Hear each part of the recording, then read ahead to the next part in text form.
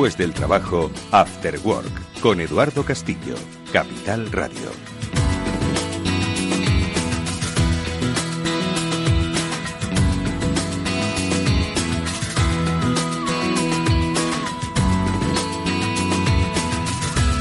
¿Qué tal? Muy buenas tardes a todos y bienvenidos un lunes más al espacio de ciberseguridad del After Work de Capital Radio. Hoy dispuestos a hablar de conceptos cada día más de actualidad en nuestras empresas y que tienen que ver con la seguridad tecnológica, la defensa y protección frente a posibles amenazas o el aprendizaje que de los episodios vividos y sufridos extraemos, porque solo aprendemos, solo conocemos y solo podremos combatir con mayor precisión las amenazas y ataques si entendemos cómo se han producido y qué es lo que las ha provocado.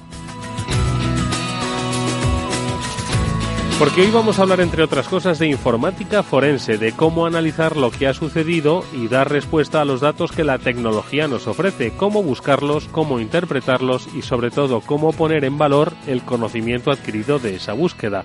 Pero no solo vamos a hablar de la labor que hoy en día se realiza en conjunto con las fuerzas y cuerpos de seguridad del Estado para el esclarecimiento de crímenes, sino en cualquiera de nuestros actos diarios, porque ¿qué no se hace hoy en digital? En ocasiones todo exige un análisis forense que certifique que lo que se hizo con corrección o que si lo que se hizo fue como consecuencia de ataques teledirigidos.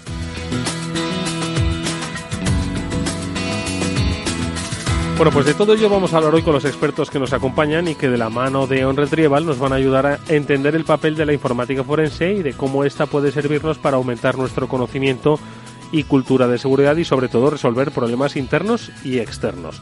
Lo vamos a hacer con César Cabanas, el director comercial de OnRetrieval, con el que vamos a hablar largo y tendido en el programa de hoy, pero también va a estar con nosotros Lorenzo Martínez, el director técnico de Securízame, con el que vamos a profundizar en este tema. Pero antes, y que no se me ha olvidado obviamente, vamos a saludar a Pablo Sanemeterio y a Mónica Valle, los especialistas y amigos que cada semana nos ayudan a entender, ubicar y centrar los temas que afectan a personas, empresas e instituciones. Pablo, Mónica, ¿qué tal? Muy buenas tardes. Buenas tardes, Eduardo. Buenas tardes a todos. Oye, os iba a preguntar, interesantísimo tema de hoy, porque lo decía un poco al principio, ¿no? En medio de esa presentación que hacía. Como hoy todo está digitalizado, prácticamente todo, y más que lo va a estar en nuestra vida. ¿Os acordáis cuando estuvimos hablando del IoT, ¿no?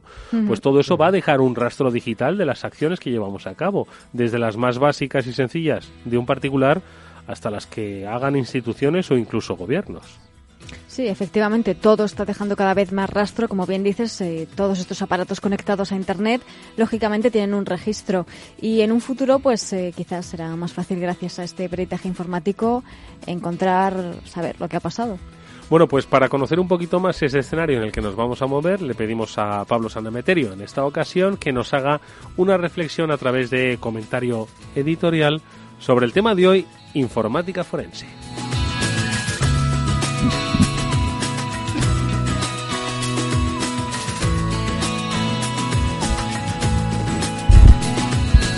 Los investigadores conocen bien el principio de intercambio de Locard, un concepto desarrollado por el doctor Edmond Locard, en el que se sostiene que cuando una persona entra en contacto con otra persona o con la escena de un crimen, se produce un intercambio de materiales entre la escena, la víctima y el agresor.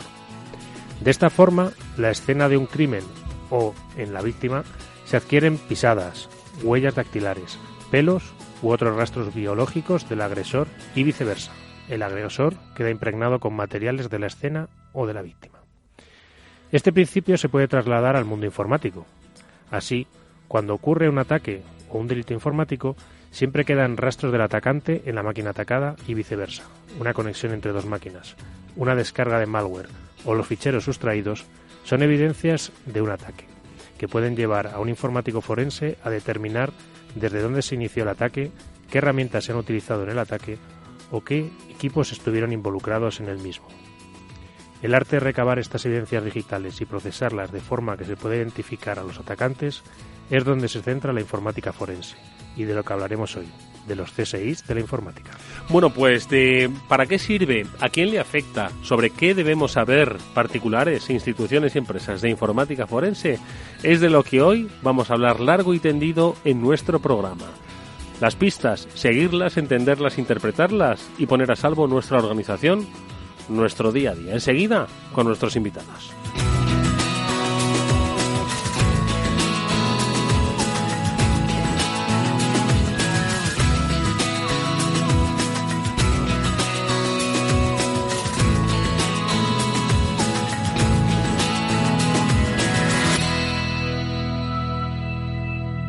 After Work, con Eduardo Castillo. La banca privada de Luxemburgo a su alcance con KBL España. KBL España selecciona los productos más adecuados para su perfil inversor. Nuestro objetivo es lograr la máxima rentabilidad con el mínimo riesgo para su patrimonio. KBL España pertenece a KBL European Private Bankers, una de las entidades de banca privada más importantes de Europa. Para más información, llame al 91 423 2207 o entre en kblbank.es/contacto. KBL España, el mejor aliado para su patrimonio. Asegure su red, asegure lo más valioso de su negocio, sus datos. Evite ataques de ciberdelincuentes. En OnRetrieval contamos con soluciones de ciberseguridad a medida para su negocio, para pymes y autónomos. OnRetrieval, especialistas en recuperación de datos, informática forense y ciberseguridad. Llámenos al teléfono gratuito 900-900-381 y pregunte por la promoción de ciberseguridad Capital Radio y OnRetrieval. ¿Sabía que el oro se ha revalorizado un 335% en los últimos 20 años? Ahora que lo sabe, seguir dejando todo su dinero en el banco es su decisión. O si lo prefiere, invierta parte de sus ahorros en oro con Degusa y mantenga su poder adquisitivo. Infórmese en el 911-982-900 o en degusa-mp.es. Degusa Oro, la inversión segura. Dedicado a los me lo pido, a los viajes largos y al que siempre va dormido. A la generación X, los selfies, los stories y los tequis. Dedicado a todas las familias que tienen un poco de family. Con Family Ilusiones, ahora y hasta el 31 de diciembre, tienes toda la financiación que necesitas para un móvil, una tele, un coche. Infórmate en caixabank.es. CaixaBank. After Work, con Eduardo Castillo.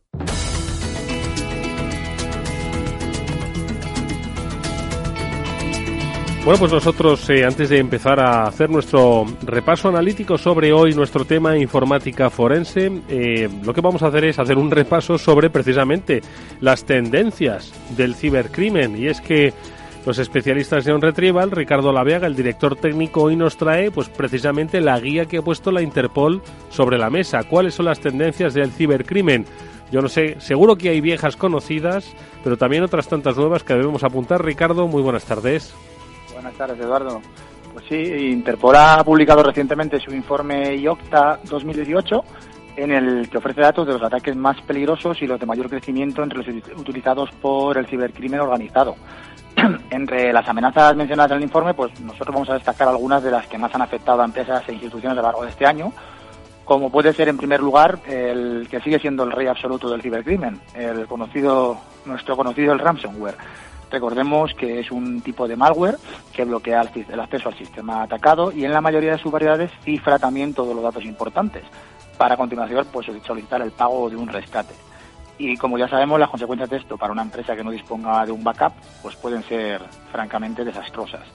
En segundo lugar, vamos a destacar el cryptojacking, del que ya hemos hablado en alguna ocasión, y lo destacamos aquí porque durante el 2018 esta práctica ha experimentado un crecimiento muy rápido. Y bueno, como recordaréis, el cryptojacking consiste en utilizar la potencia de proceso de nuestros dispositivos, ya sean pues PCs, móviles, tablets o dispositivos IoT, para hacer minería de criptomonedas sin el consentimiento ni el conocimiento del usuario.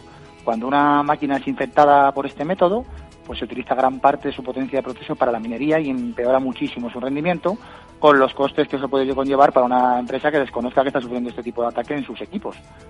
En tercer lugar, vamos a destacar los ataques de denegación de servicio, o DDoS por sus siglas, que son unos viejos conocidos, pero siguen estando entre los más frecuentes. Un ataque de DDoS consiste en dejar inaccesible un sistema de red, consumiendo todo su ancho de banda, o bien sobrecargando los recursos computacionales, con las grandes pérdidas económicas que también puede suponer esto a una compañía que tenga parados todos sus servicios o sus sistemas.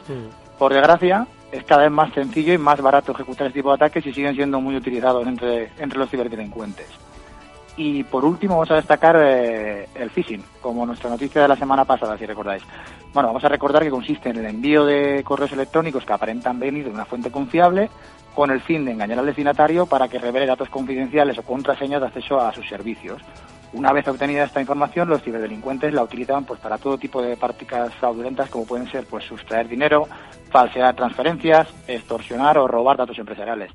Y además lo destacamos porque hay otros informes recientes que responsabilizan a esta práctica de hasta el 48% de los robos de datos en entornos empresariales durante este año.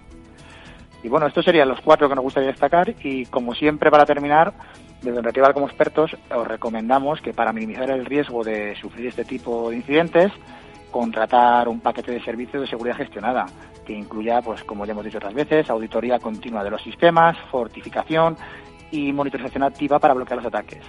Y por otro lado, no olvidemos la formación y concienciación de los usuarios, mediante cursos en ciberseguridad básicos, que nos pueden ayudar a evitar que piquen los ataques más recurrentes y también que lleven a cabo malas prácticas en el entorno de trabajo e incluso en el suyo personal. Oye, Ricardo, nos dices que es el ransomware, el cryptojacking, los ataques de denegación de servicio, el D2 o el phishing las principales amenazas, y nos hablas de seguridad gestionada. ¿Vosotros seríais capaces de ofrecer, pues oye, un combate directo frente a todas estas amenazas? Es decir, porque esto le puede pasar a una empresa, hombre, Dios no lo quiera, ¿no? Pero le puede pasar todo esto, ¿no? Es decir, que le secuestren los datos, que utilicen sus recursos, que le tumben la página o que engañen a sus empleados con falsas páginas, ¿no? Sí, un paquete que por un lado incluyera la seguridad gestionada, que incluye estos puntos como los más importantes, y por otro lado el awareness o la formación de los usuarios, nos ayudaría a protegernos contra todos estos y muchos más tipos de ataques, porque al final no son los únicos. Estos son algunos de los más destacados, pero sabemos que hay muchas más variedades y más formas de atacar. Y con un paquete de seguridad gestionada y una buena formación de los usuarios estaríamos con un nivel de protección ya muy alto frente a todo tipo de ataques, de ciberataques. Hola Ricardo, soy Pablo, ¿qué tal? Oye, buenas, ¿qué tal? Me sigue sorprendiendo el phishing en un 48% de los casos. Es impresionante, un ataque yo creo ya de 20 años atrás o más, todavía aquí a tope. Mira que se habla de ello y mira que se intenta, ¿no?, hacer awareness y formar a los usuarios, pero bueno, este no es el informe de Interpol, era otro informe de F5 Networks, que ha salido también hace muy poquito y decían que según sus encuestas en Internet tienen muchísimos usuarios, muchísimos clientes, hasta el 48% de los robos de datos durante 2018, un 48%, esa es la información que han dado. Es una barbaridad porque utilizan el phishing como vector para, bueno, luego realizar todo tipo de prácticas, ya sabemos, ¿no? Puede ser simplemente robar unas credenciales o puede ser pues sacar información de la empresa, intervenir comunicaciones y falsear una transferencia, como vimos la semana pasada, pero sí, eso dicen. Oye, pues hoy vamos a hablar de informática forense, es decir, de saber qué es lo que pasó y por qué pasó. Estoy empezando a pensar que esto del phishing, si vemos que la formación, que hay que seguir por supuesto con ella, no ofrece soluciones en el corto plazo, quizás el escarmiento o lo que es las medidas ejemplarizantes sí, y si se descubre, por ejemplo, que hubo un empleado que por error abrió un phishing, bueno, pues hay que de alguna forma instruir a todos los empleados en los peligros que tienen, no solo para su compañía, sino también para su propia capacidad como empleados, porque al final, oye, si trabajamos en una cadena de suministros, no vamos nosotros mismos a romper esa propia cadena, ¿no? En fin, reflexiones que por otro lado me hacen impopular, pero bueno, ¿qué le vamos a hacer? Que las vamos a comentar aquí. Bueno, pues estos son los datos actualizados, en este caso de la Interpol, y que nos ha acercado como cada semana Ricardo Laviaga, el director técnico de OnRetrieval. Ricardo, que siga el día a día. Muchísimas gracias y un fuerte abrazo. Un saludo, Eduardo. Buenas tardes. Hasta pronto. Bueno, pues precisamente ataque el D2 de denegación del servicio. Y es que habéis querido, Pablo y Mónica, hoy destacar una noticia, porque además también viene muy al pelo para nuestro tema de hoy, y es precisamente la detención y condena, o todavía condena no se ha producido. Se ha declarado culpable. Bueno, de momento. Casi, bueno, pues está a punto de recibir en puertas de uno de los mayores atacantes de dedos. A ver qué ha pasado. Bueno, pues ha pasado que un joven de 23 años de Utah, se llamaba Austin Thompson, también conocido como Drip Troll en Twitter, pues estuvo entre diciembre de 2013 y enero de 2014 anunciando ataques de denegación de servicio contra las plataformas de videojuegos, las más conocidas, EA Sports, PlayStation y otras parecidas. Y luego lo que hacía además es subir a su cuenta de Twitter imágenes. Primero anunciaba el ataque y luego subía imágenes de cómo las redes no respondían. Se han estimado las pérdidas en torno a 95.000 euros por las denegaciones de servicio en estas plataformas. Y lo único es pues que Thompson se declaró culpable en la Corte Federal de San Diego el jueves, acusado de causar daños a los computadores, y la pena máxima a la que se enfrenta son 10 años o 250.000 euros de multa. Bueno, Sí, bueno, lo sabremos en marzo de 2019, que es cuando está programada la sentencia, y veremos qué dice el juez de Estados Unidos en este caso. Pero no pinta bien para él. El caso es que le han pillado, es decir, han dado con él. Claro, lo importante sobre todo es eso, que las cosas, muchas veces hablamos de lo difícil que es puedes identificar y atribuirle un ataque o un daño a alguien, en este caso pues que se vea que también se puede hacer gracias a la investigación de cuerpos y fuerzas de seguridad del Estado con herramientas forenses, y se han determinado que ha sido esta persona, y fíjate si lo han determinado y las pruebas que deben de tener, que directamente se ha declarado culpable. Bueno, pues esta es una de las noticias del día. Otra, drones. Un día estuvimos hablando de drones y de todas las oportunidades que iba a generar, pero también de los riesgos vinculados en materia de ciberseguridad. En este caso estamos hablando de una plataforma y aplicación, la DJI, Mónica, que ha sufrido pues una intrusión que ha puesto en riesgo los datos personales de miles de usuarios, ¿no? Sí, en este caso ha sido la plataforma, pero es verdad, Eduardo, como estuvo aquí David contándonos, ¿no? David Meléndez, acerca de las vulnerabilidades de los drones, que en este caso las vulnerabilidades de estos aparatos al estar conectados a Internet y tener una red wifi, pues es este tipo de conectividad la que al conectarse al mundo también, ¿no?, le hace vulnerable. Y en este caso esta noticia pues habla de un fallo de seguridad, en este caso en la plataforma de drones DJI, que ha dejado expuestas las cuentas de usuarios de los dispositivos con un acceso no autorizado por parte de los ciberdelincuentes, ¿no? Ha sido un informe que lo ha presentado la compañía de seguridad Checkpoint, y que ha descrito, como un ciberatacante podría haber obtenido acceso a la cuenta de los usuarios a través de la vulnerabilidad, en este caso en el proceso de identificación en el foro de DJI. No es exactamente lo que nos contó en su momento David, pero es otro tipo de vulnerabilidad que pueden tener estos aparatos también, o cualquier otro de Internet de las cosas, como bien decías al principio. Y otra cosa, ya que estamos hablando de descubrimientos, porque es cierto que hay muchos ataques, hay muchos malos acechando a las empresas y particulares, pero también hay muchos buenos tratando de buscar esas vulnerabilidades, y en este caso, Pablo, han descubierto una en VirtualBox. Sí, esta me la hizo llegar al foro del máster en el que estamos dando de la Universidad Católica de Murcia, Diego Martínez, y es una vulnerabilidad descubierta por Sergei Zelinyuk. Lo siento, pero los apellidos rusos se me siguen atragantando todos. Y básicamente es una vulnerabilidad que afecta a todas las versiones de VirtualBox desde la 5.2.20 hacia atrás, y se dice que en todos los sistemas operativos, aunque el vídeo que ha publicado este investigador afecta sobre todo a Linux. Entonces, sobre todo la vulnerabilidad, lo importante de la vulnerabilidad es que afecta a las máquinas virtuales y escapan de esa máquina virtual y consiguen ejecutar código en la máquina que la está anfitriona, o la máquina que la está albergando, esa máquina virtual. ¿Esto por qué es importante? Porque, aunque quizás la tecnología de VirtualBox no es la más implantada en todos los negocios de cloud o donde te dan máquinas virtuales de alquiler, sí es un ejemplo de vulnerabilidad de cosas que pueden pasar, como te puedes escapar de esa máquina virtual que has alquilado y desde el host afectar a tus vecinos, lo que llamamos muchas veces tus vecinos de nube. Bueno, pues aquí tenemos la búsqueda permanente del conocimiento a través de la prueba. Nosotros vamos a hablar ahora mismo, y seguro que muchas de estas noticias tienen que decirnos nuestros invitados, César Cabanas, Lorenzo Martínez. Vamos ya con ellos.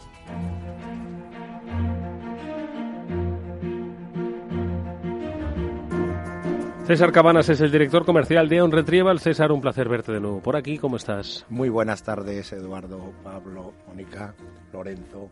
Encantado de estar otra vez aquí con vosotros. Lorenzo Martínez, ya que te han mencionado, director técnico de Securitymail. Lorenzo, ¿qué tal? Buenas tardes. Buenas tardes, un placer de estar por primera vez con vosotros. Oye, vamos, si os parece, mira que lo hemos tratado de ubicar en la presentación. Pablo también ha querido profundizar un poco, y de hecho las propias noticias pues nos han hablado de las pistas que se siguen, ¿no?, hasta llegar a la causa el objetivo también. Pero bueno, estamos hablando de informática forense. César, a mí me gustaría pues que quizás nos situases un poco a todos los oyentes en qué significa la informática forense, para alejarla un poco de la cinematografía y centrarla un poco en nuestro día a día, en nuestro mundo digital. Claro, vamos a ver. La parte de informática forense al final es la práctica forense que va a extraer la prueba, la evidencia que está digitalizada, puede estar o bien en un dispositivo de almacenamiento electrónico, o bien, cuando ya nos metemos más en el mundo ciber, es información que ha fluido a través de la red y podrá estar almacenada o no. Esos los rastros de los que comentaba Pablo al principio, ¿no? Con ese principio tan interesante, ¿no?, de que todo deja un rastro. Realmente, cuando ese rastro, cuando esa evidencia digital está contenida en un equipo electrónico, entramos a analizarla desde las técnicas de informática forense. Nosotros entramos en este campo una vez que teníamos el laboratorio de recuperación de datos y estábamos trabajando... OnRetrieval, el corazón de OnRetrieval estaba basado en la recuperación del dato, ¿no? Claro, nosotros llevábamos muchos años, llevamos ya 15 años en un laboratorio incorporando tecnologías que nos permitieran acceder a la información de diferentes dispositivos. Pero nuestro objetivo inicial estaba basado en poder poner a disposición del usuario, del cliente, esa información que no podía alcanzar. Podía ser por un problema mecánico, físico, electrónico o lógico, que hubiera sido interferido por cualquier problema lógico. El siguiente paso que dimos fue cuando descubrimos que el acceder a la información de manera forense podía tener vínculos, pero requería de una metodología y requería de unas herramientas un poco distintas. Se apoyaban en el expertise de la recuperación de datos, pero dentro de la informática forense teníamos que fijar unos procedimientos y el prioritario que nos afectaba era mantener una cadena de custodia. Implicaba que no solo teníamos que recuperar la información, al igual que en el laboratorio de recuperación de datos, sino que teníamos que dejar en todo momento esa cadena de custodia garantizada que no habíamos alterado la prueba. Para eso empezamos con esa misma política que teníamos en el laboratorio, con esa política que llamamos de radar y foco, que era tener un radar de qué tecnologías hay a nivel mundial que nos pudieran ayudar a hacer este trabajo. Y cada vez que detectábamos alguna tecnología que creíamos que era interesante, poníamos el foco. Nos íbamos, nos desplazábamos a esa parte del mundo donde se estuviera generando esa tecnología, la analizábamos y si descubríamos que era una tecnología que merecía la pena, adquiríamos, nos certificábamos y nos especializamos. Y esas tecnologías las fuimos integrando dentro de nuestro laboratorio. Fue cuando creamos el Departamento de Informática Forense. Siempre esa capa para nosotros es muy relevante porque hemos sido muy tecnólogos. Nosotros prestamos mucho apoyo a otro tipo de analistas que a lo mejor son financieros, que son abogados, que realmente son expertos forenses, pero no tienen la capacitación tecnológica. Nosotros no somos los tecnólogos que vamos a investigar un fraude fiscal, pero sí somos el cauce por el que vamos a poner esa evidencia digital dentro de ese especialista. Entonces, digamos que es ese apoyo tecnológico que nosotros prestamos. Porque es un apoyo tecnológico a algo que, como tú bien has dicho, bueno, pues es requerido por bien cuerpos y fuerzas de seguridad del Estado, pero también por despachos de abogados, por expertos en peritaje, por expertos financieros, pues para medir el riesgo y conocer toda la información en su conjunto, ¿no? Correcto. Nosotros, fijaros que en el mundo de la informática forense a veces pensamos en los cibercriminales. Y es verdad que es una imagen gráfica muy sencilla de hacernos a una idea. Pero la realidad es que cualquier hecho delictivo, y estamos pensando desde el bullying que se le hace a un chaval en el colegio, la amenaza que se hace a una mujer en la extorsión de género a día de hoy, hasta el empleado que está robando información de la empresa y está mandando esa documentación a otro para irse luego a montar una competencia.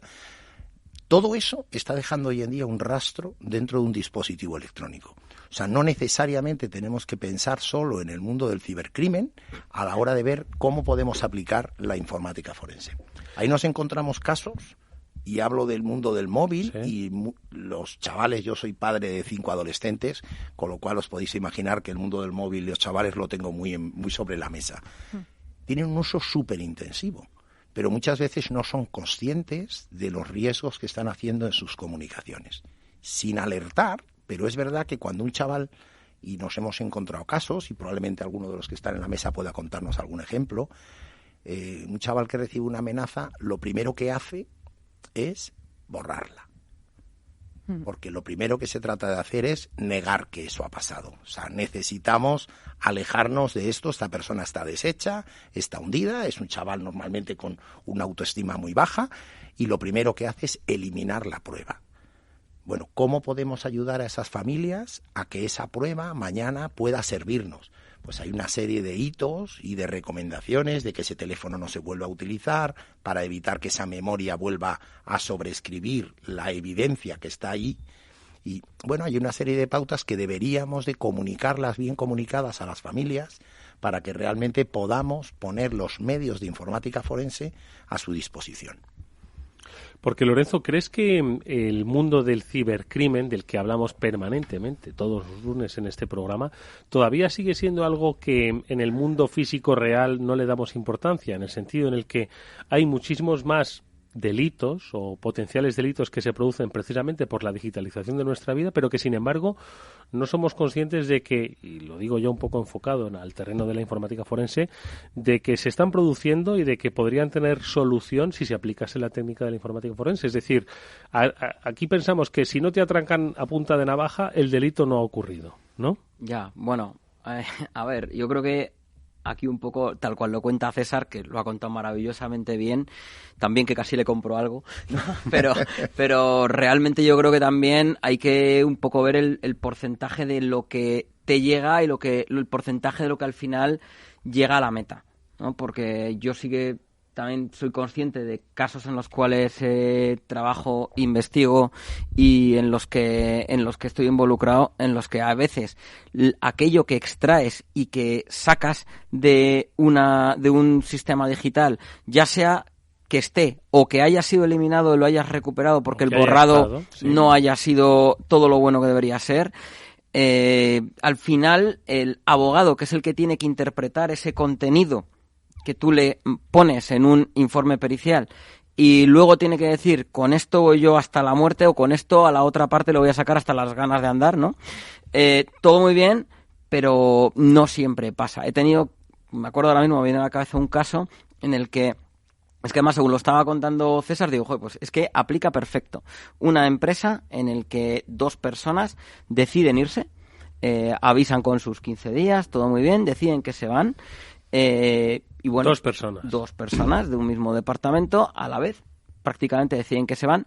La empresa los deja seguir trabajando esos 15 días para, oye, no me dejes aquí, termina lo que hay, todo muy bien.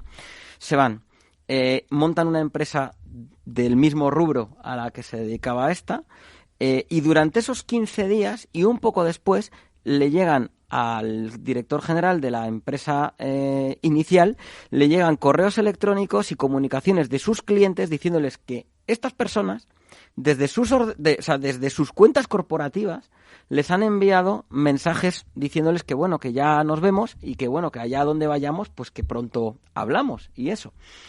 Claro, obviamente a lo que se va es a una competencia desleal, ¿no? Es decir, te estás llevando mi base de datos de clientes y encima estás trabajando en tu tiempo laboral para tu futura próxima empresa en vez de en lo que tienes que hacer aquí. Bueno, se borró información, se extrajo información igualmente eliminada, correos electrónicos, navegación que claramente dejaba constancia de una serie de cosas, pero el abogado no lo vio suficiente.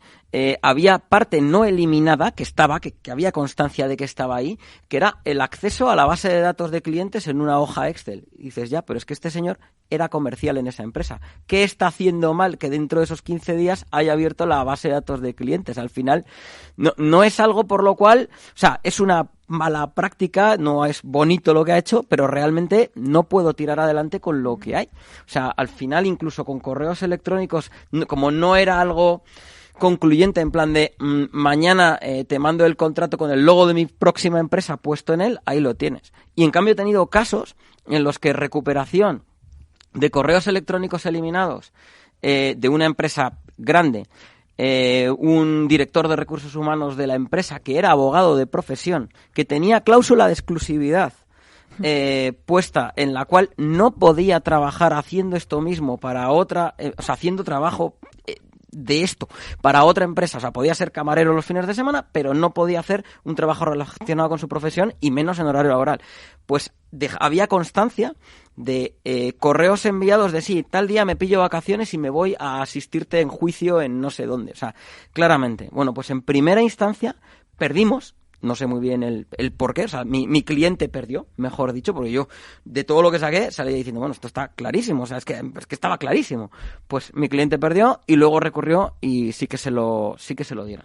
Pero realmente, o sea, la informática forense se puede utilizar para muchas tipologías de casos, no solamente, como él decía, por supuesto, temas más cotidianos como bullying, como diferentes tipos de situaciones se pueden dar y son útiles realmente. Pero por lo que nos está contando Lorenzo, César, me da la sensación de que pasa un poco como todo lo tecnológico, que lo tecnológico va un poco por delante de la sociedad. Entonces todavía no se acaba de entender la capacidad que las pruebas que nos ha dado la informática forense luego tienen, pues la capacidad de ganar en primera instancia juicios o de ponerlas como pruebas. Es decir, que sigue estando un poco la vieja justicia todavía sin haberse adaptado, ¿no?, a estas capacidades que nos da, en este caso, la informática forense, ¿no? La realidad es que yo creo que estamos en un proceso formativo del mundo de la magistratura a la hora de entender esto. Y es verdad que al final el que dicta sentencia es un juez y dicta sentencia sobre unas pruebas que se le presentan que tiene que entender y darles veracidad.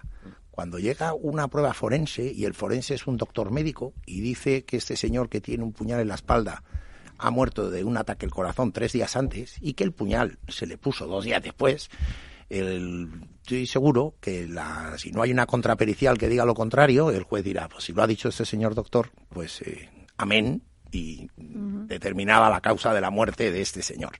Cuando el perito no es un doctor médico, sino que es un investigador dentro del mundo de la informática, tendríamos que entender que hay veces que se lo decimos en un lenguaje que no comprende, que hay bastantes situaciones y el esfuerzo tiene que ser mutuo, porque al final tenemos que entendernos en el lenguaje y la magistratura sé que hay y conocemos casos que realmente están haciendo un gran esfuerzo por avanzar dentro de lo que es la criminalidad informática a través de Fiscalía y magistrados que sabemos que están haciendo un gran esfuerzo por formarse, y también nosotros todos tenemos que hacer un gran esfuerzo didáctico a la hora de explicar lo que vemos.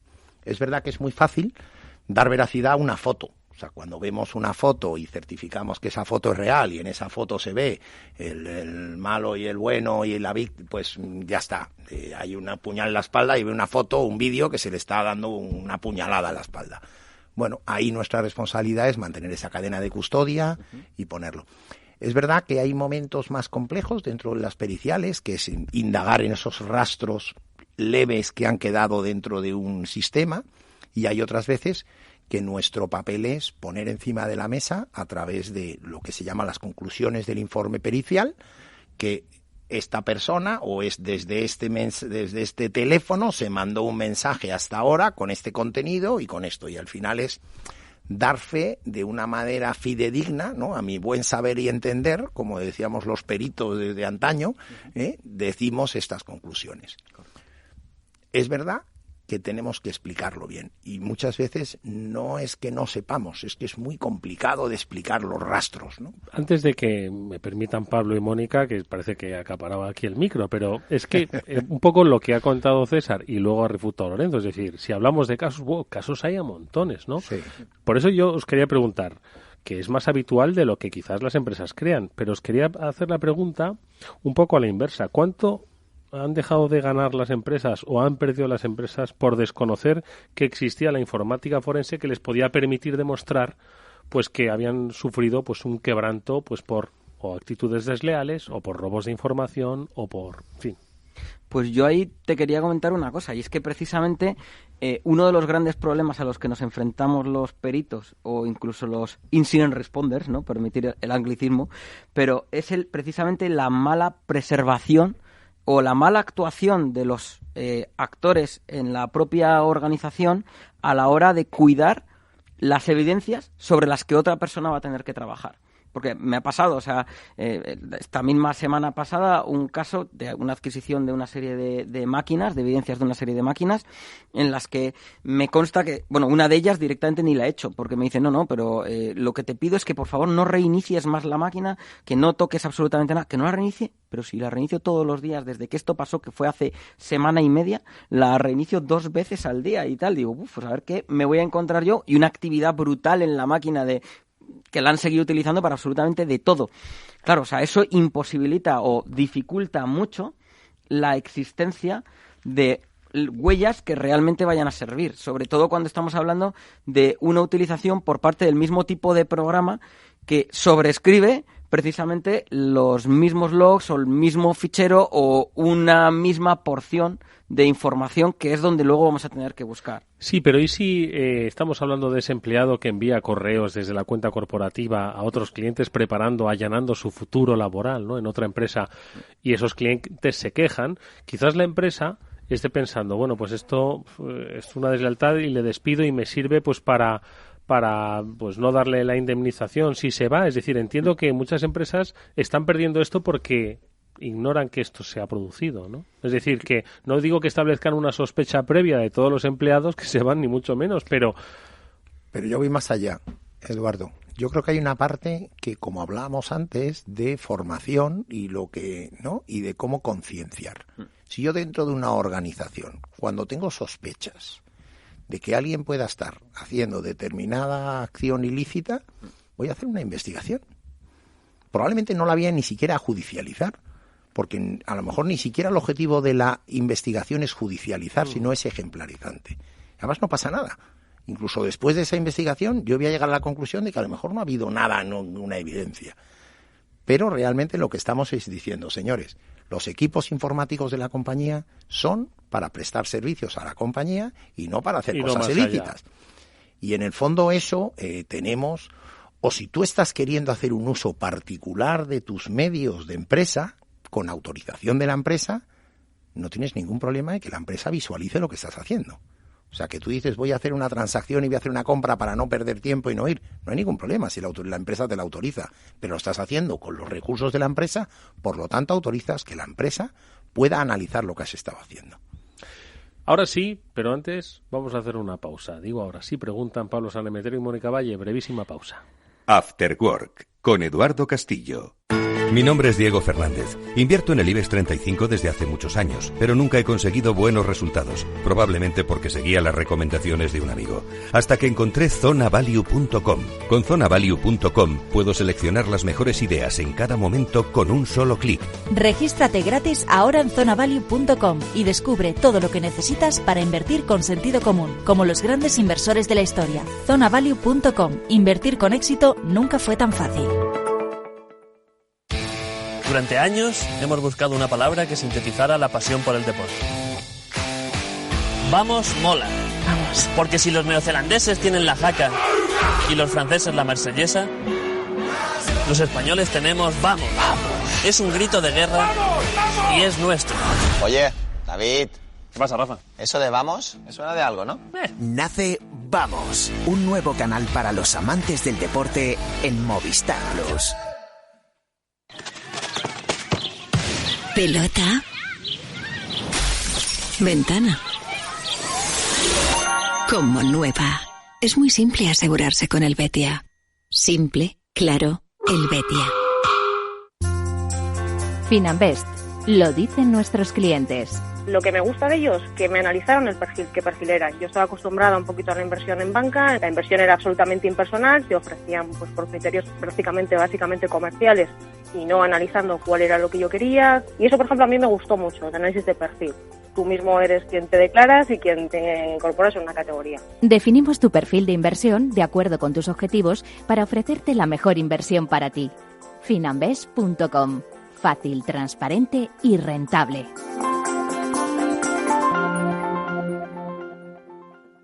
After Work, con Eduardo Castillo.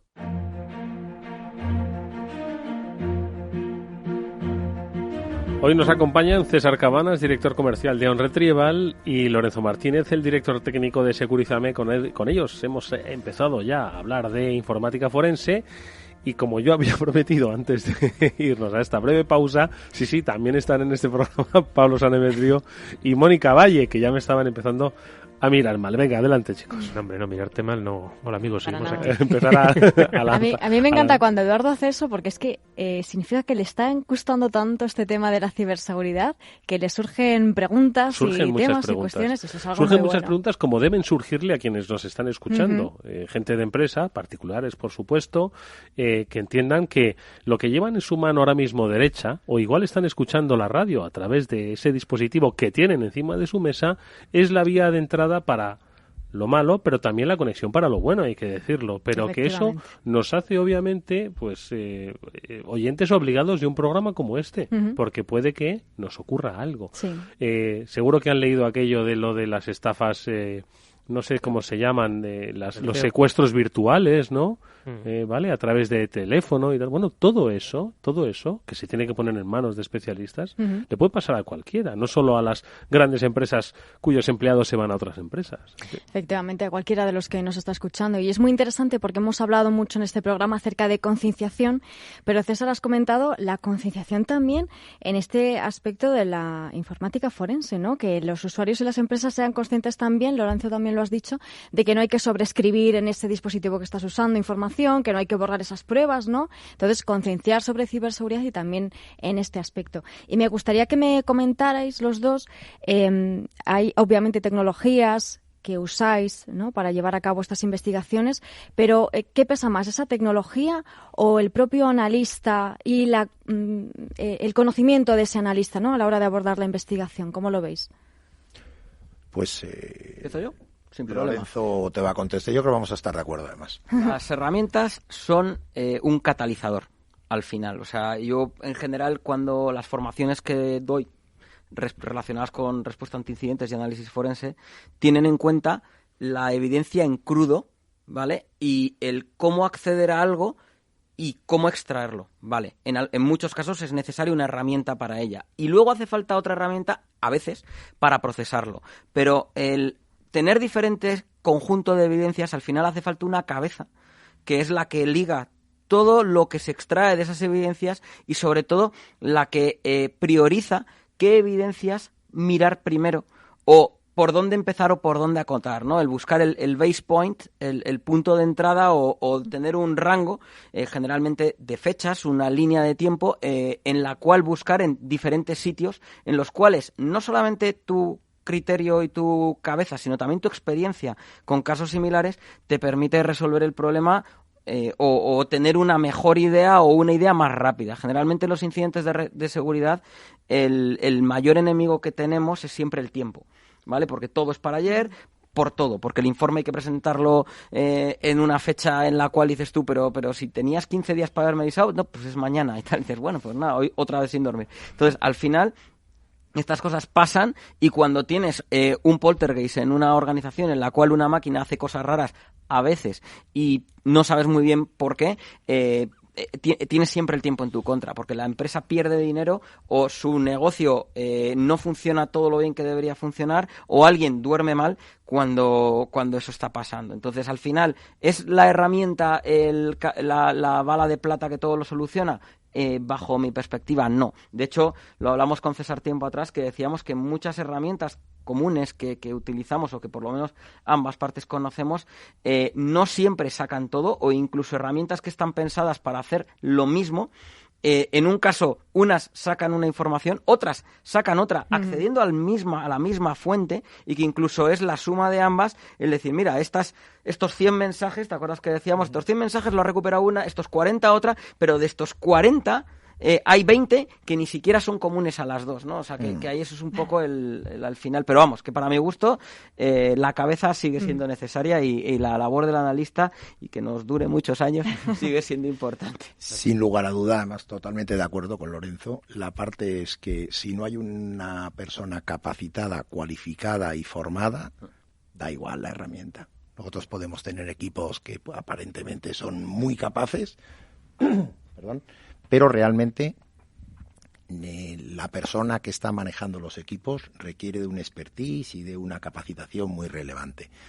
Nosotros siempre hemos apostado por el binomio, porque realmente podemos llegar a ser eficaces con herramientas de cualquier tipo, y nos hemos encontrado que en el mundo de las periciales hay veces que bueno, pues oye, yo busco una solución open source y hago y entro y saco más o menos y soy capaz de sacar la información, pero no es eficiente. Y además de la eficiencia, que como bien decía, eso afecta al tiempo y afecta a la economía que podamos aplicar a la hora de resolver el problema, afecta a otro factor que es la cadena de custodia. Cuando utilizamos herramientas certificadas, estamos pudiendo mantener con una garantía la cadena de custodia. Cuando saltamos a herramientas más o menos manuales, se nos complica. Se puede, pero se complica. Estoy de acuerdo contigo, César. Me vas a perdonar, pero en este punto sí y no. La cadena de custodia no viene garantizada específicamente por la herramienta utilizada, sino por el proceso seguido por el analista, por el haber realizado una copia forense en las situaciones en las cuales se pueda, para llegar a trabajar única y exclusivamente sobre la copia, que haya un proceso en el cual haya habido o un secretario judicial o una comisión judicial o un notario que dé fe del proceso que tú has seguido, que no tiene ni que haberlo entendido, muchas veces generalmente no lo entienden, ni falta que hace, tú deja constancia de lo que yo he hecho, punto. Si alguien lo rebate, veremos a ver ese otro perito y yo si lo que he hecho yo es correcto o no. Y sobre esta copia, con un correcto hash, de momento no digamos propenso a colisiones a día de hoy o a día en el cual se ha realizado esta adquisición, de aquí yo parto, y si tú y yo no llegamos a las mismas conclusiones partiendo de la misma evidencia con un mismo hash y siguiendo una serie de procedimientos con herramientas de un tipo o de otro, uno de los dos está haciendo mal su trabajo. Ojo, utilizo herramientas comerciales también, como las que vende un Retrieval, por supuesto, pero en muchos casos las herramientas me las he tenido que hacer yo, ¿vale? Hay muchos casos en los cuales mi eficiencia ha sido irme a GitHub a buscar algo que tal, que no entiendo, que no sé qué, que no sé cuál. No, mire usted, sé lo que tengo que buscar, sé interpretar el contenido de esto, me lo hago yo, y al final lo que hago es poner copia de un script guarro de 100, 200, 300 líneas como un anexo en mi informe pericial. Oye, y si alguien tiene que partir de ello, que lo haga. Vamos a volver al lenguaje que entiendan nuestros nuestros oyentes. Estaba pensando cuando os oía a los dos, ¿no? Digo, ¿qué es lo que ocurre cuando Fernando Alonso, ya retirado, ¿no? Pero coge una máquina... No, retirado no, cuidado, ¿eh? Bueno, retirado de la Fórmula 1, he dicho de la Fórmula 1, ¿no? Le queda una carrera, todavía no ha terminado. Ah, le queda una carrera todavía. Bueno, sí, la de las 500 millas. Y ya veremos el año que viene, el siguiente, dónde vuelve. Bueno, pero que no lo decía con ganas de ofender, hombre. Hablaba de la máquina y del analista, ¿no? Es decir, obviamente no tiene que haber una conjunción, un equilibrio clarísimo. De hecho, las máquinas dan de sí gracias a los analistas. Es decir, un coche es perfecto al 90%. Cuando está en manos de un analista, ese mismo coche es perfecto al 95%, ¿no? Un poco esto. Pero era por aterrizar también un poco, porque, como digo, Lorenzo, pues has utilizado una terminología que, en fin, por lo menos el 50% de esta mesa, es decir, yo, estaba dejando de enterarme. Pablo. Bueno, yo iba a aprovechar un poco también lo que estamos hablando de copias, de la formación que se requiere en las empresas, y os iba a preguntar un poco sobre si es necesario que las empresas pongan algún tipo de medidas, tecnología o elementos para hacer más fácil este trabajo forense. ¿Es necesario? ¿Creéis que es necesario? ¿Es conveniente? ¿Debería ser más o menos obligatorio por ley? ¿Cuál es vuestra opinión? ¿Y qué medidas podrían ser estas? César. Vamos a ver, eso es una tendencia que en España todavía nos viene un poquito lejos, que en otros países tenemos los sistemas de Discovery, que incluso son obligados a la hora de poder exigir por parte de la administración pública esas copias de información forense registradas y acopiadas a disposición de la administración pública o la administración judicial a la hora de hacer una consulta. Eso en Estados Unidos es una realidad, y a día de hoy en España algunas grandes compañías pueden estar planteándose esos modelos de, digamos, de almacenamiento de información de manera forense para que puedan ser consultados en el qué pasó. La realidad es que a día de hoy el qué pasó o lo tenemos almacenado en un disco, o hemos montado un sistema de monitorización que permita recoger los logs y dejarlos guardados. Ese es el sistema que utilizamos a día de hoy, ¿no? Yo ahí un poco vuelvo a repetirme, procedimiento.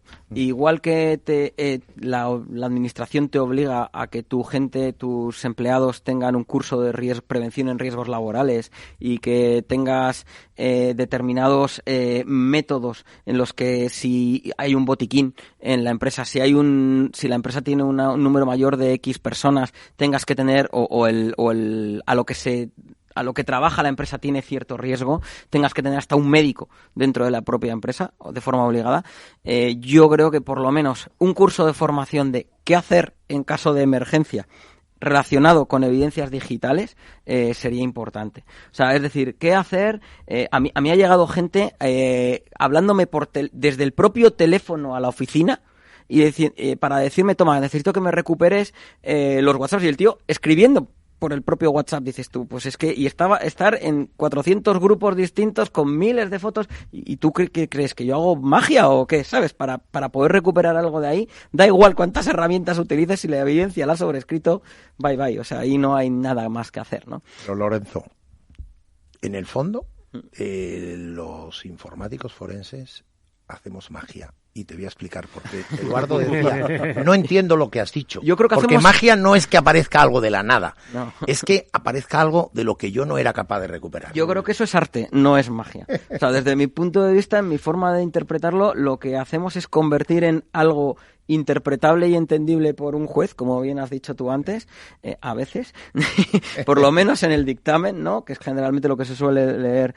su señoría, y luego si tiene dudas ya irá a la parte técnica a ver si hay suerte y entiende algo, y si no, tú tranquilo que en la ratificación te van a crujir a preguntas sobre esto.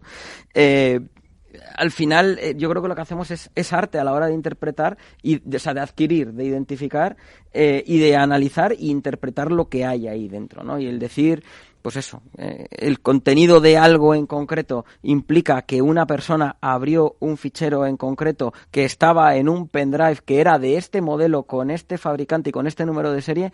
Yo creo que es la unificación de diferentes artefactos forenses en una única línea dentro de unas conclusiones. Porque la evidencia digital va desde, entiendo, un mensaje en tono amenazante o de amenaza directa hasta constatar que alguien abrió un fichero determinado. Es decir, la evidencia digital pues, es un abanico, entiendo, enorme, ¿no? Sí, absolutamente. Por ejemplo, ¿qué tipo de datos se pueden recuperar como evidencia? O sea, ¿qué soléis manejar como evidencias digitales, aparte de los ficheros borrados? Que es que quizás la gente, nuestros oyentes, no sabe que lo de los discos duros, cuando se borra un fichero, se borra el enlace a los datos. Los datos siguen en el disco duro, que es lo que hace Lorenzo y lo que hace la gente de César, que es recuperar esa información. O sea, que entonces el concepto borrar es falso, ¿no?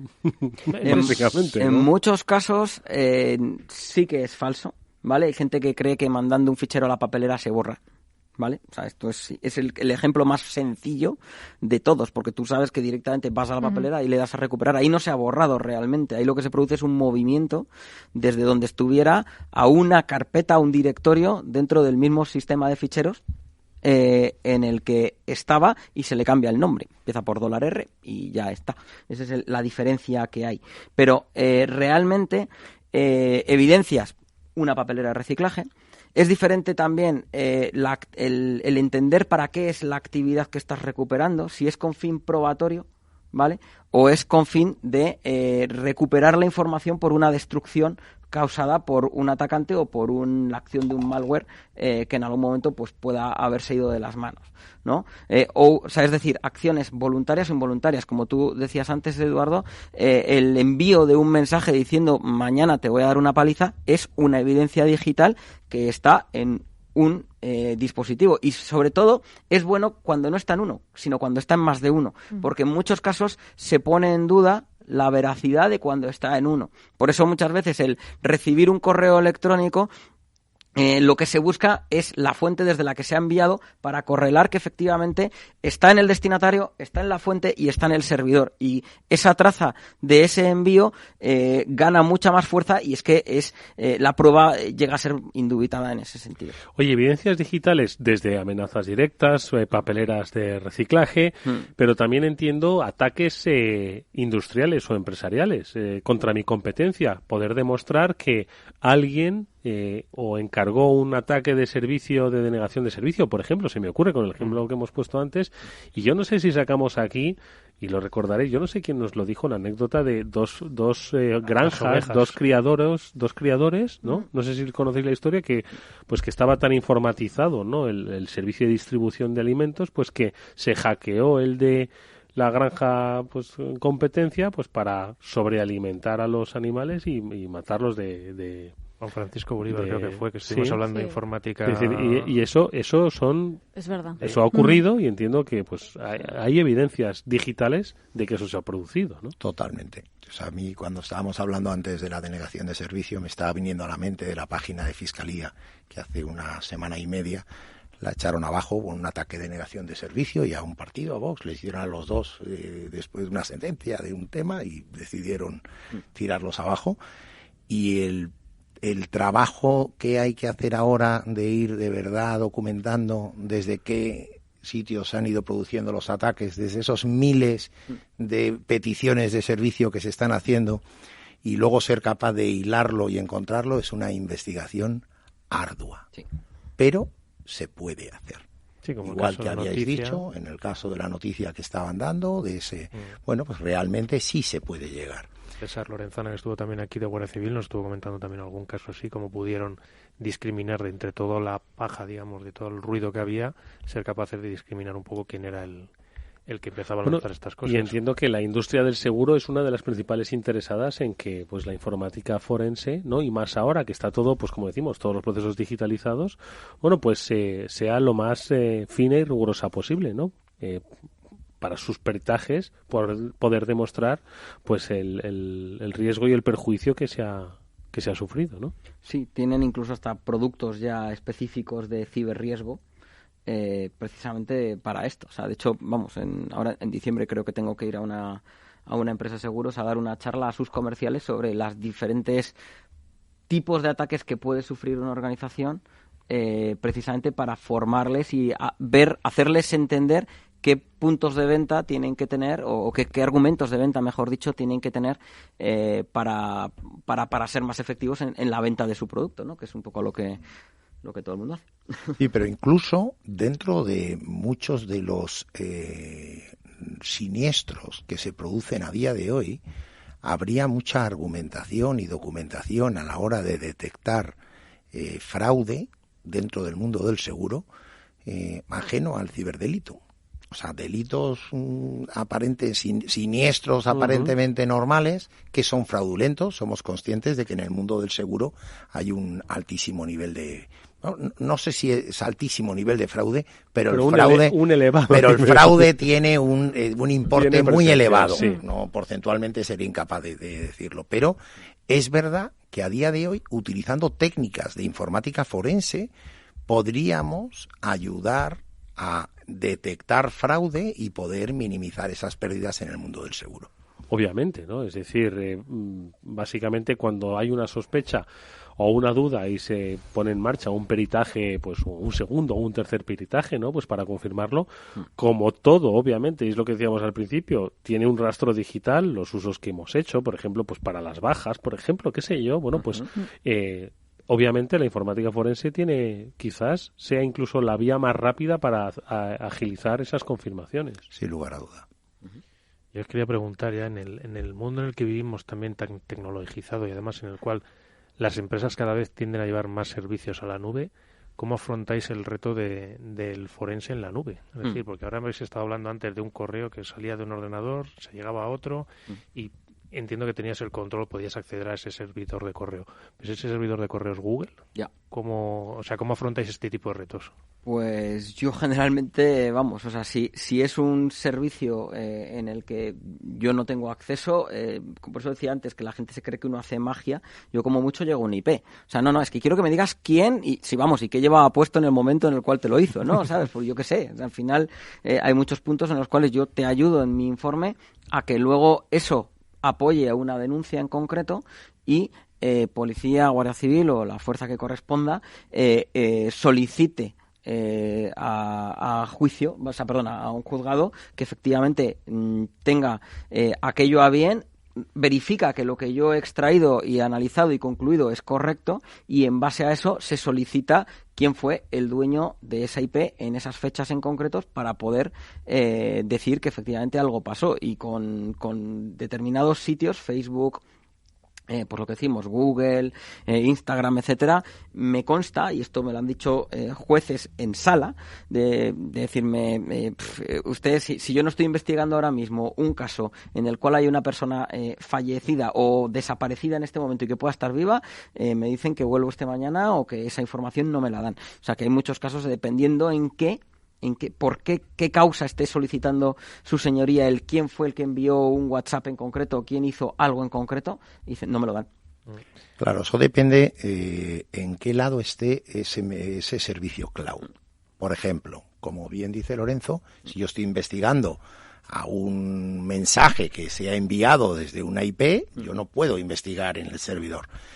Si yo soy la empresa que estoy investigando dentro de mi organización y yo tengo un servicio de Google, sí puedo volcar esa información que tengo de mi organización y hacer un análisis pericial sobre toda la información que tengo. Entonces, dependiendo de qué acceso tengo. Si no tengo acceso, evidentemente no tengo la información. Suponiendo empresas, por ejemplo, que tengan algún servicio que ellos controlan o que hayan desplegado, ¿cuáles serían, por ejemplo, vuestras recomendaciones para preparar esos servicios en caso de necesidad de un análisis forense o un recibimiento forense? Yo creo que lo mejor lo ha dicho César antes, logs. Es decir, configura tus equipos, estén donde estén, para que los logs te los envíen, en mi opinión, te los envíen a ti a otro sitio que puedas controlar.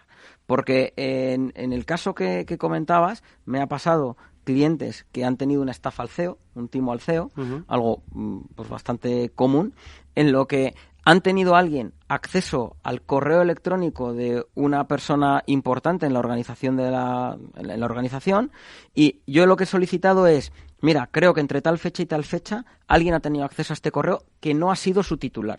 Por lo tanto, quiero solicitar al hosting, ¿vale? O sea, el servidor de correo no lo tienes tú, ¿vale? Si lo tuvieras tú, tendrías acceso a las direcciones IP que se han conectado al servidor de correo IMAP, ¿vale? En el sentido de poder acceder al buzón en concreto y poder descargar todo el correo y haberlo leído. Bien, pues si lo tienes tú, puedes hacer eso. En el caso de un hosting compartido que tienes tu correo y tus buzones metidos allá arriba, hay casos en los que he solicitado eso para saber qué IPs se han conectado a mi correo, bueno, a la de mi cliente, que mi cliente lo ha preguntado en primera persona y le han dicho que por LOPD no se lo pueden dar. Y dices, oiga, es que tengo un fraude en el cual me pasa esto. Bueno, pues que venga la Guardia Civil y me lo pida.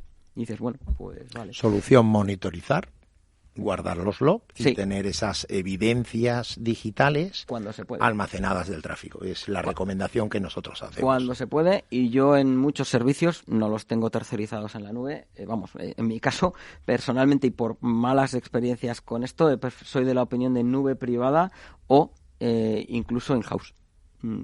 Nube para la lluvia. Sí, bueno, al final es la opción para tenerlo lo más controlado posible, ¿no?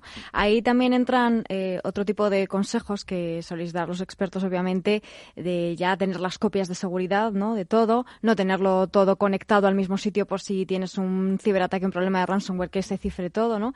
¿Qué tipo de casos, comentabais al principio, temas de bullying, temas de empleados desleales, qué tipo de casos son los que más veis, los más habituales? Pues mira, al final, en el tema de la investigación como peritos forenses, el mundo empresarial, no sé si es el que más implica, o sea, el que más incidentes tiene, pero es el que al final tiene unos recursos o tiene un problema que le suponen una merma en sus ingresos que sí le permite acceder a servicios. Yo creo que no tienen más incidencias que otros, y lo que pasa que es verdad que en el mundo particular la gente tiene mucho miedo, y es verdad que ahí yo creo que tenemos mucho que actuar. Tú hablabas antes del tema del abogado que no confiaba en el informe pericial a la hora de ganar un juicio, y realmente cuando estamos en un procedimiento jurídico, el que decide y el que tiene que decidir siempre cuál es la estrategia procesal es el abogado, que es el que va a defender la causa. Y evidentemente el abogado es el que tomará la decisión de si una pericial le va a ayudar a ganar el caso, o una pericial lo que va a quitar va a consumir parte de los recursos de su cliente y va a ser una merma contra su propia facturación. Y entonces hay veces que ellos mismos tenemos que, también ahí yo creo que tenemos que ayudar mucho a la hora de evangelizar y explicar cómo muchas veces estas evidencias son tan irrefutables. Tú usabas antes otro adjetivo, ¿no? Y era, pues que realmente pueden ayudar de una manera muy sencilla en la resolución de los casos, ¿no? Oye, ¿me contáis, César y Lorenzo, cómo funciona el camino o el itinerario de la informática forense? Es decir, cuando se produce o hay sospechas de que se ha producido, estamos hablando además de una quizás pequeña compañía o mediana compañía que no tiene en su capacidad y en su organización la integración quizás de un CISO, ¿no? Que es el que, bueno, de alguna forma determina, pues oye, lo que se debe hacer, lo que se debe prevenir, pero también lo que se debe combatir desde dentro, ¿no? Entonces, ¿cuál es un poco el itinerario de la informática forense para una pequeña empresa? ¿Qué es lo que debería hacer si percibe que hay un comportamiento desleal dentro de un empleado y que pues quiere defenderse de eso? ¿Cuál sería? Pues tratar de contratar la herramienta técnica, contar con un perito, hablar con un abogado. ¿Cuál es el primer paso que debe tomar? Pues mira, yo te diría que tienen que hablar con un abogado y pueden pedir si una puede ser recomendación. Especializado en digital, mejor. Claro, ¿no? Y pedir la recomendación y el asesoramiento de un perito informático. Y digo las dos cosas, porque si acudes a un perito informático, que evidentemente vamos a iniciar un proceso de adquisición de evidencia, lo primero que vamos a hacer es un clonado, marcar el hash y garantizar que no ha habido una alterabilidad en la prueba, delante de un notario, vamos a iniciar ese proceso para que luego podamos hacer una investigación, ¿vale? Y en ese proceso de extracción de la evidencia digital, de adquisición de la evidencia, solo tiene sentido si el abogado de verdad quiere incorporarlo dentro de su estrategia procesal. Por eso siempre tenemos que ir de la mano de un abogado. Igual que los cuerpos y fuerzas de seguridad van a ir siempre de la mano de fiscalía, porque realmente no tiene sentido que se adquieran evidencias fuera de la línea de la línea procesal que se va a seguir, ¿no?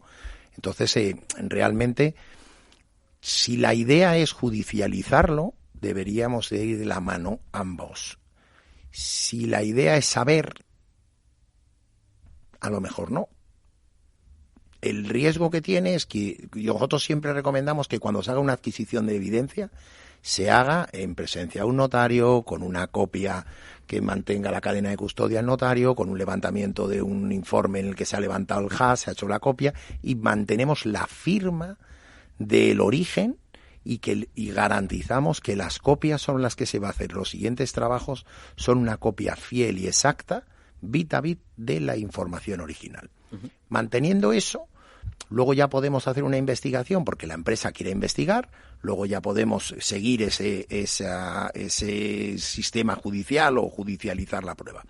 Pero bueno, yo creo que siempre es bueno, dependiendo por eso de que quieran a priori judicializarlo o no. Uh-huh. Lorenzo, no sé si... Totalmente de acuerdo. Ahí siempre es el primero, como tú bien dices, un abogado, y en conjunción de un perito. O por lo menos darle al abogado la opción de, oye, quizá... Porque generalmente, por lo que tú dices, los abogados buenos, ¿no? Los que tienen una serie de años, de horas de vuelo importantes, quizá no están siempre familiarizados con evidencias digitales y ¿y qué prueba tienes tú de que este hombre o esta mujer ha estado haciendo esto en concreto? ¿Y cómo te ha afectado en cuánto te ha afectado y cómo lo podemos gestionar? Bueno, mira, pues es que una de las cosas que tiene es que desde su ordenador hace no sé qué, desde el teléfono móvil de la empresa hace no sé qué, y esto lo tengo registrado en no sé dónde. Vale, hablemos con un perito, veamos cómo se puede adquirir esa prueba y que eso quede registrado, como tú bien dices, por un notario, al final un notario da fe de un hash en una fecha y una hora. Importante un aviso, una foto de un pantallazo no es una prueba jurídicamente válida. No lo es.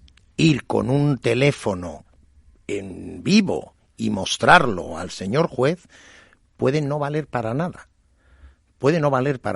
Y además el teléfono sigue en uso y en un momento dado podemos estar. Entonces, es muy importante que los procedimientos que sigamos, por eso nosotros utilizamos, cuando digo herramientas, que se incorporan a un procedimiento, pero claramente es un procedimiento el que tenemos que seguir.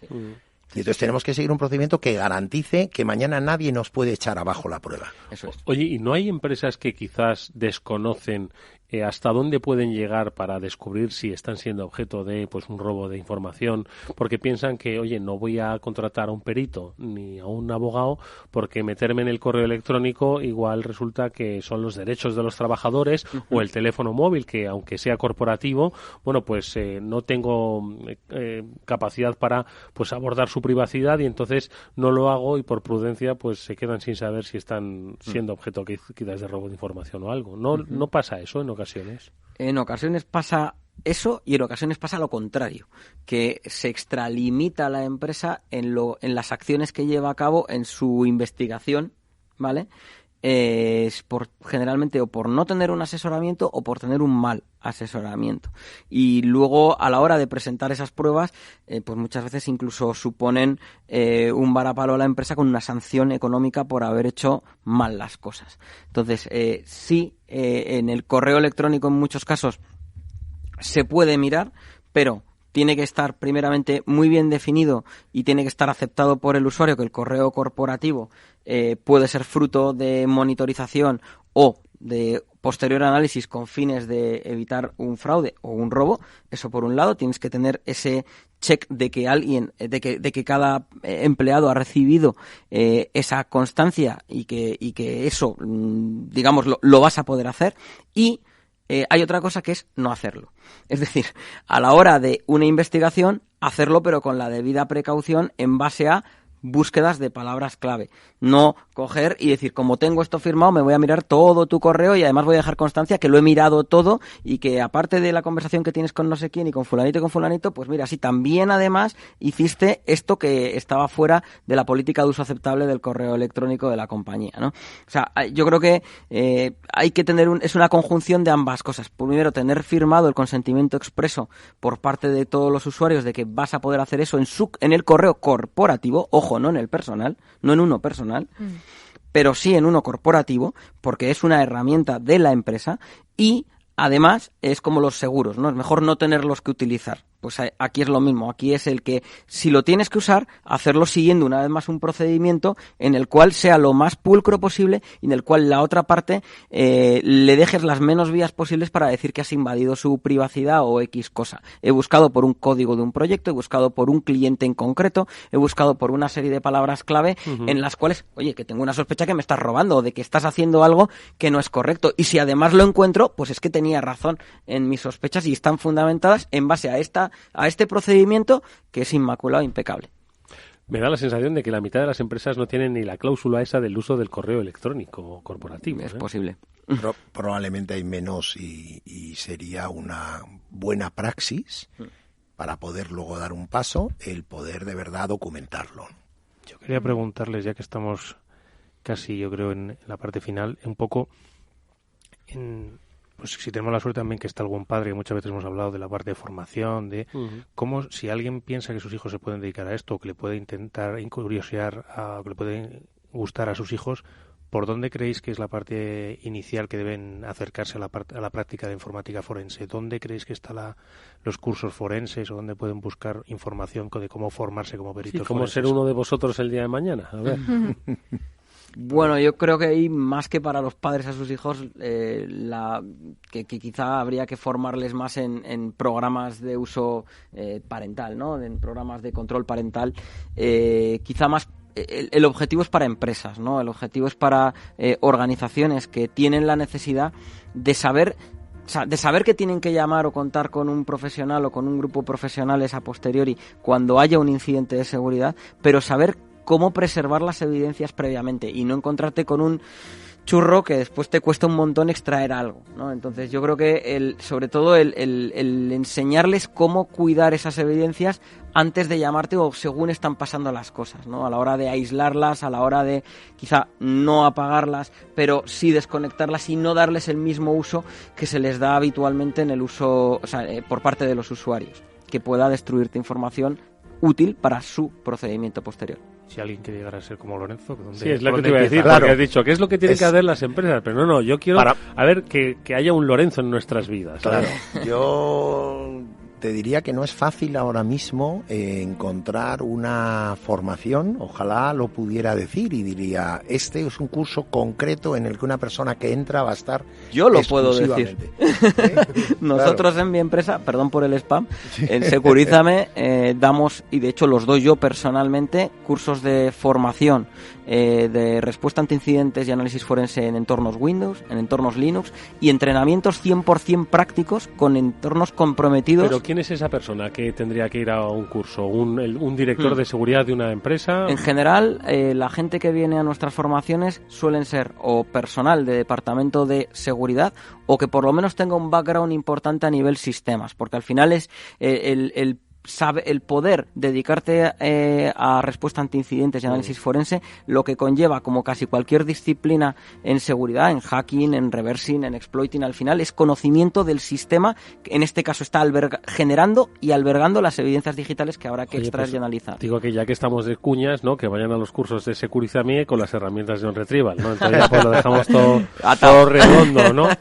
Encantado, hay trato. Oye, pues sí que hemos tenido una buena lección sobre el mundo de la informática forense y que nos deja ver que efectivamente no solo se trata de una cuestión que afecta a empresas con empleados desleales o que han sufrido ataques y que quieren saber un poco cuál es el contenido, sino que es algo que, como hemos dicho al principio, hemos reiterado, tarde o temprano nos va a acabar afectando a todos incluso como consumidores que somos y utilizamos servicios digitales para conectarnos con el resto de la sociedad, ¿o no? Entiendo. Sí.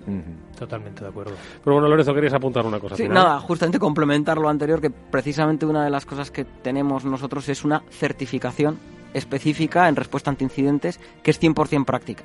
Porque certificaciones, antes hablaba César de formar y certificar a su gente o a la gente que tiene que hacer un trabajo. Nosotros certificamos que esa persona, desde el día 1 que se incorpora a un puesto de trabajo, con ese certificado sabe hacer, demuestra que se ha demostrado que ha sabido extraer, analizar y documentar el tratamiento de esas evidencias de forma 100% práctica. Bueno. Que no se ha empollado un manual y ha hecho un test y lo ha aprobado. Como dice César, como dices tú, es magia, también es un arte. El de la informática forense. Lo han compartido con nosotros Lorenzo Martínez, el director técnico de Securizame. Lorenzo, muchas gracias. A vosotros por invitar. Y César Cábanas, el director técnico de OnRetrieval, al que ha sido un placer volver a ver por este estudio. César, muchísimas gracias, mucha suerte. Muchas gracias, Por Eduardo. cierto, y suerte con ese congreso de informática forense. Sí, el martes 20 tendremos la Feria Informática Forense. Pues a la vuelta nos contáis qué tal ha ido, cómo ha ido el interés sobre esta ciencia, este arte, esta magia. Gracias a los dos. Muchas gracias. Y nosotros, Pablo, Mónica, nos vamos hasta el próximo lunes, ¿vale? Hasta el próximo lunes seguiremos con más temas interesantes. El de hoy me ha encantado, además. Está muy bien, ¿eh? Muy interesante tanto para usuarios como para empresas, y que sepan que hay que dirigirse a los profesionales, que este es un tema muy complejo que no lo puede hacer cualquiera. Sí, obviamente. Si está en juego, como decía César, dice, mira, no tiene por qué judicializarse Eso todo, es. pero si se va a judicializar hay que mirar las cosas al Mucho milímetro. cuidado. Y sobre todo cuando todavía no se ha acabado de interpretar de manera definitiva todo lo que conlleva el mundo digital, ¿verdad? Procedimiento y documentación. Bueno, pues lecciones Totalmente. aprendidas en el día de hoy. Gracias, amigos. Nos vemos la semana A que ti viene. siempre. A ti, Eduardo.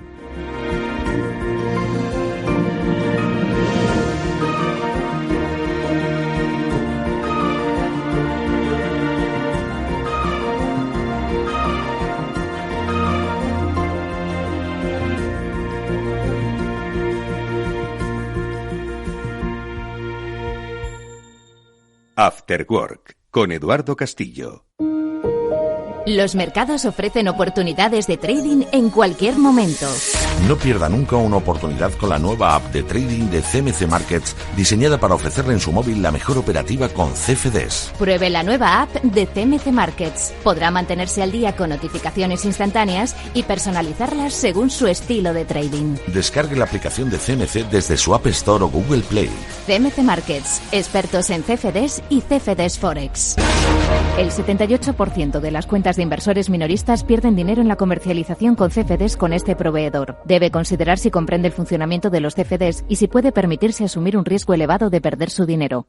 ¿Eres el responsable financiero de tu empresa? Ahora puedes mejorar tu departamento a través de Mi AAA y su financiación no bancaria, tanto en préstamos como anticipos de facturas a un tipo de interés desde un 2% anual. Cientos de empresas ya disfrutan de sus ventajas. Solicita gratis y sin compromiso tu financiación en mitriplea.com. Recuerda, Mi AAA.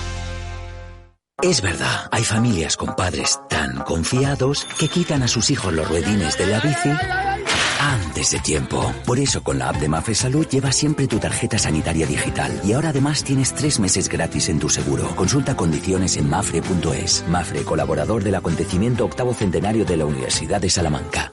Invesco cumple 25 años en España como una de las gestoras de fondos de inversión más importantes de España y del mundo. Inversores como usted nos confían más de 6.000 millones de euros en España y 1 billón de euros en 125 países. En Invesco encontrará todo tipo de alternativas de inversión, desde los fondos más tradicionales y ETFs hasta las estrategias más avanzadas. Más información en invesco.es. ¿Sabes cuál es el mejor dial para escuchar Capital Radio? Tu móvil. Ya tienes disponibles las versiones de iOS y Android de Capital Radio. Y si quieres escucharlas en tu coche, lo tienes muy fácil. Empareja el Bluetooth de tu coche con tu móvil o tableta, entra en la app de Capital Radio y ya lo tienes. Escucha Capital Radio en digital. Y si te preguntan qué escuchas, no lo dudes. Capital Radio.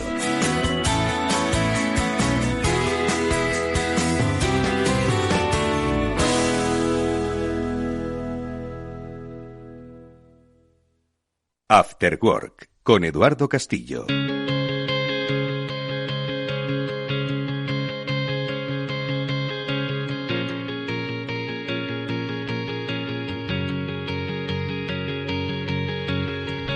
Nosotros cerramos nuestro programa, como lo hacemos cada lunes, hablando de metales preciosos, hablando de oro concretamente, y lo hacemos con la ayuda de Tomás Epeldegui, director de Degusa Metales Preciosos. Tomás, ¿qué tal? Muy buenas tardes. Hola, buenas tardes. Estábamos hablando hace un instante de la ciencia forense, pero aplicada a la informática, y hoy nosotros volvemos a hablar del oro, pero también aplicado a la ciencia.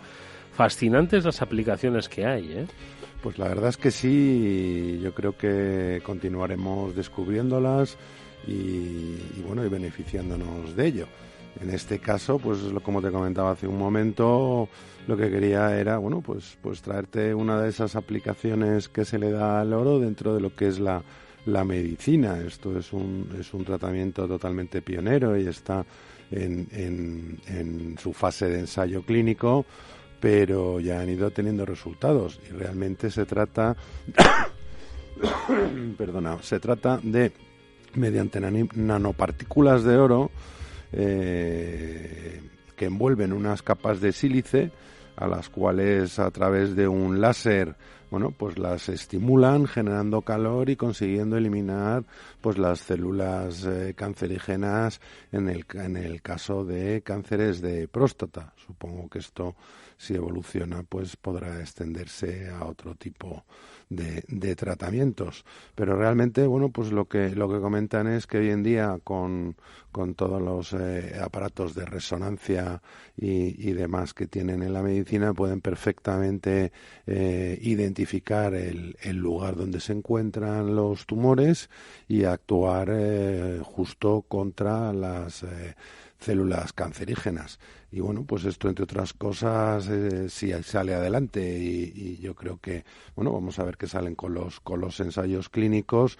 Lo que sí está claro es que, pues ha sido autorizado por la administración americana como programa pionero, y lo que sí, desde luego, en el tratamiento de próstata lo que ha conseguido es evitar pues esos trastornos que se generan cuando uno tiene una operación de próstata, y es un poco lo que pretenden evitar, ¿no? Todas esas cirugías invasivas que muchas veces, pues para arreglar determinadas cosas, pues hay otras que tienen que quedar desarregladas, ¿no? Por decirlo de alguna manera. Sin duda es muy significativo el hecho de que pues cada semana prácticamente ha sido así. Tomás nos ha traído noticias interesantísimas, pero que nos muestran cómo hay institutos de investigación científica, médica, tecnológica a lo largo y ancho de todo el mundo que están investigando exclusivamente sobre las propiedades, las particularidades del oro. Y por un lado no deja de ser fascinante, ¿no?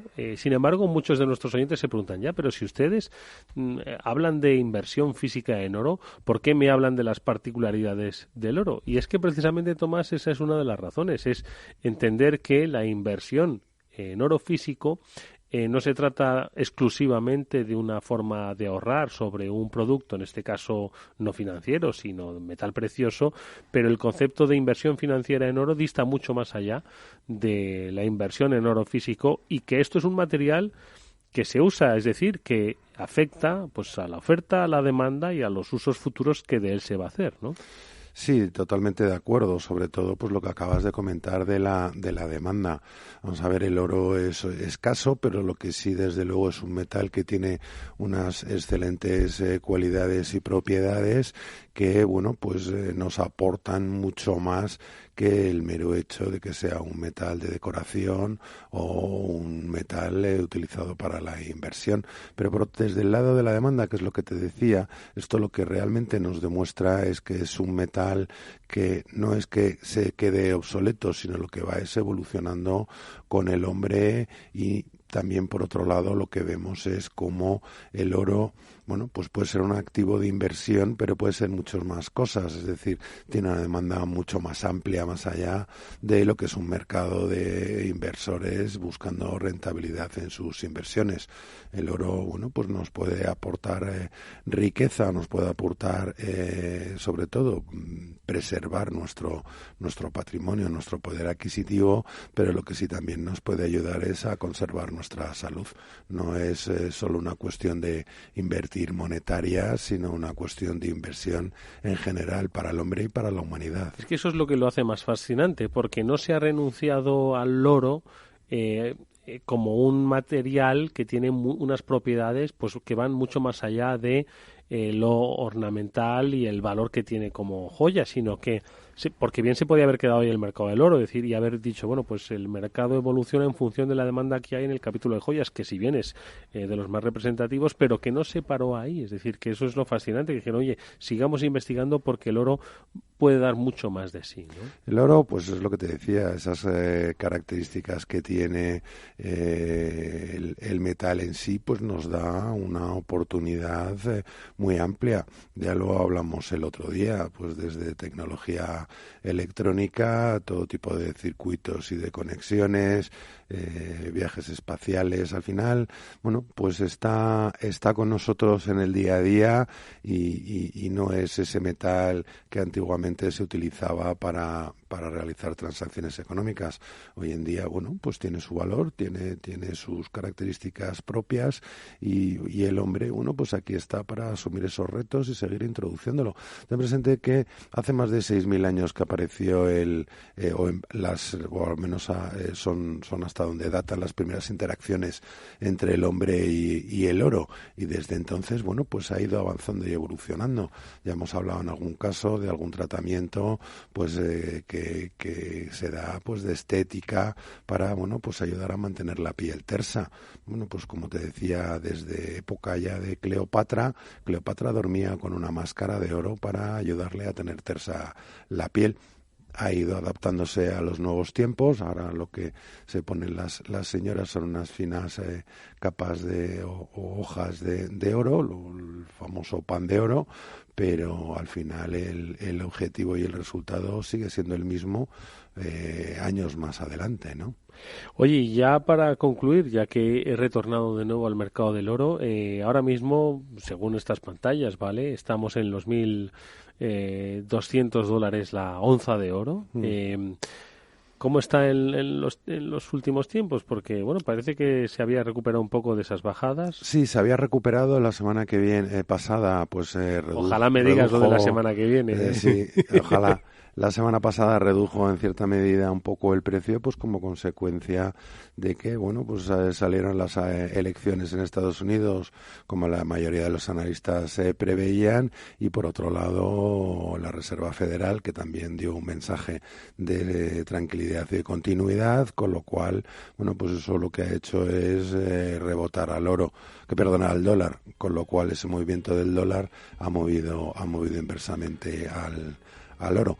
Pero esto no dejan de ser movimientos en el corto plazo y, como te he comentado muchas veces, la inversión en oro es largo plazo. Estas reducciones en precio lo que nos brindan son oportunidades de entrar, de incrementar o de tomar posiciones. Bueno, pues si tenéis todavía dudas de cuál puede ser el valor no solo financiero, sino real, de un metal precioso como es el oro, en Degusa, o a través de la ayuda de Tomás Epeldegui, que cada lunes nos acompaña, podemos clarificar todas esas cuestiones que nos surgen en torno a este elemento que, pues efectivamente, nos ha acompañado y nos acompañará durante muchos miles de años. Tomás, como siempre, muchísimas gracias. La semana que viene nos vemos. Un placer.